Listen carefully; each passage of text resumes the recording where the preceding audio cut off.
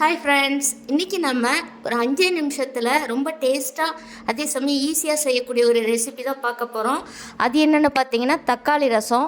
அது இப்போ எப்படி செய்கிறதுன்னு பார்க்கலாம். தக்காளி ரசத்துக்காக ஒரு 8 பல் பூண்டு தோலோடு சேர்த்துறேன். இதை போட்டுட்டு ஜீரகம் 1 ஸ்பூன் அளவுக்கு, அதே போல் மிளகு ஒரு 3/4 ஸ்பூன் அளவுக்கு,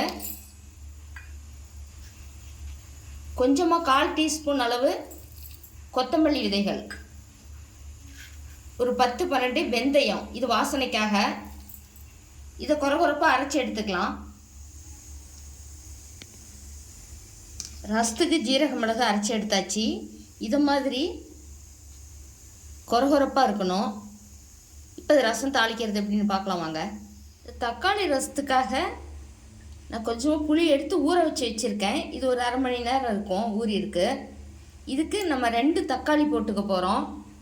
நல்லா பழுத்த பழமாக 2 தக்காளி.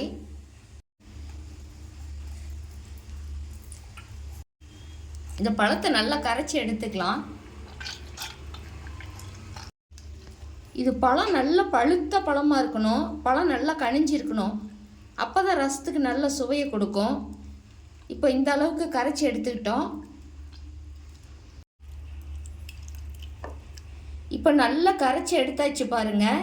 இந்த அளவுக்கு இந்த பழத்தை நல்லா கரைச்சிக்கலாம். இதுக்கு பழம் நல்லா நாட்டு பழமாக கனிஞ்ச பழமாக இருக்கணும். அப்போ தான் நமக்கு ரசம் வந்து ரொம்ப சுவையாக இருக்கும். இந்த புளியவும் கரைச்சி நம்ம வடிகட்டிக்கலாம். இப்போ இந்த புளி நல்லா கரைச்சாச்சு.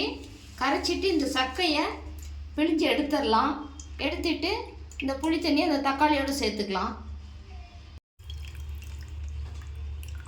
இதோடு சேர்த்தாச்சு. இப்போ ஸ்டவ் ஆன் பண்ணி ஒரு வடசட்டி வச்சுக்கலாம். இந்த ரசம் தாளிக்க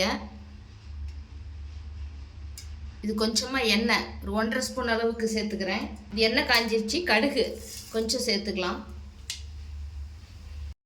இது கடுகு பொரியும் போது நம்ம கொஞ்சம் அதுக்கு வரமிளகாய் ஒரு 2-3 மிளகாய் குட்டியாக எடுத்துருக்கேன். இந்த மிளகாய் போட்டு ஒரு கொத்து கருவேப்பிலை இலைகள் போட்டுட்டு நம்ம அரைச்சி வச்ச பூண்டு ஜீரகம் இதை இந்த எண்ணெயிலேயே போட்டு ஒரு வதக்கிக்கலாம். ரொம்பவே இந்த எண்ணெயில் இது வதங்கக்கூடாது. சும்மா கொஞ்சம் இந்த எண்ணெயில் கொஞ்சமாக வதக்கி விட்டுட்டு நம்ம கரைச்சி வச்சுருக்கிற புளி தண்ணி இதோட சேர்த்துக்கலாம்.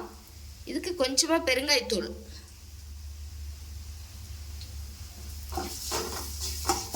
புளி தண்ணி இதோட சேர்த்துக்கலாம்.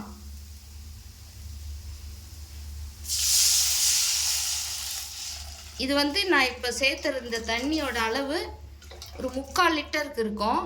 இதுக்கு புளி வந்து சின்ன நெல்லிக்காய் அளவு எடுத்திருக்கோம். 2 தக்காளி சேர்த்துருக்கோம். இப்போ இதுக்கு தேவையான அளவு உப்பு சேர்த்துக்கலாம்.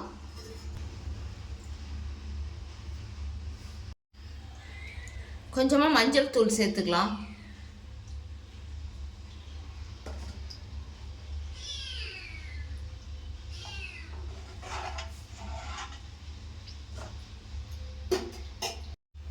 இப்போ இதுக்கு ஒரு பச்சை மிளகாய் நான் கீறி வச்சுருக்கேன். இது 2 உடைச்சி இதோடு சேர்த்துக்கலாம். கொத்தமல்லி இலைகள் கொஞ்சம் க்ளீன் பண்ணி வச்சுருக்கேன். இது இந்த மாதிரி நம்ம கையில் நல்லா இந்த வாசனை இந்த ரசத்தில் இறங்கும். பிச்சு இதில் போட்டு சேர்த்துக்கலாம். இப்போ இது ஒரு கலக்கு லேசாக, ரொம்ப வந்து அலசி விடக்கூடாது. ஒரு கலக்கிட்டு ஸ்டவ்வை லோ ஃப்ளேம்லேயே வச்சு ரசம் அப்படியே அங்கங்கே நமக்கு பபிள்ஸ் மாதிரி வரும், நுரக்கட்டும். அப்படியே கொஞ்ச நேரம் இருக்கட்டும்.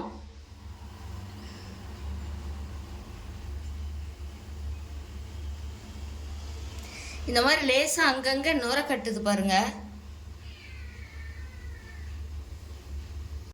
இப்போ ரசம் அங்கங்கே நுர கட்டிட்டு தெரியுது பாருங்கள். நம்ம ரொம்ப இது தெரிய விட்டுறக்கூடாது.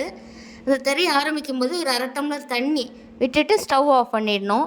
இப்போ வீடே மணக்க ரசம் ரெடி ஆகிடுச்சு. இது செய்கிறது ரொம்ப ஈஸி, சிம்பிளானது தான். நான் இந்த மாதிரி நீங்களும் ஒரு டைம் ட்ரை பண்ணி பாருங்கள். ட்ரை பண்ணி பார்த்துட்டு இந்த வீடியோ பிடிச்சிருந்தா லைக் பண்ணி நிறைய ஷேர் பண்ணுங்கள், சப்ஸ்கிரைப் பண்ணுங்கள். இந்த வீடியோ பார்த்ததுக்கு நன்றி.